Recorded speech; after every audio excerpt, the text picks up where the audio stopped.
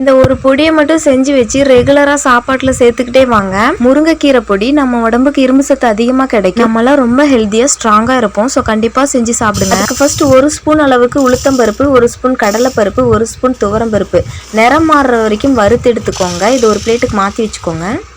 1 cup அளவுக்கு முருங்கைக்கீரையை சேர்த்துட்டு நல்லா மொறுமொறுன்னு ஆகிற அளவுக்கு அதையும் ரோஸ்ட் பண்ணி எடுத்துக்கோங்க. இது நல்லா ரோஸ்ட் ஆன அப்புறம் இதையும் அதே பிளேட்டில் போட்டு வச்சுக்கோங்க.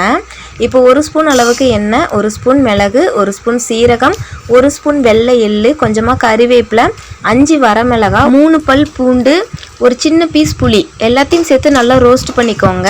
வெடிக்கிற சவுண்டு வரும். அப்போ அடுப்பு ஆஃப் பண்ணிவிட்டு அதையும் பிளேட்டுக்கு மாற்றி வச்சு நல்லா ஆற வச்சுக்கோங்க. இது நல்லா சூடு ஆறின அப்புறமா பவுடராக அரைச்சி எடுத்துக்கோங்க.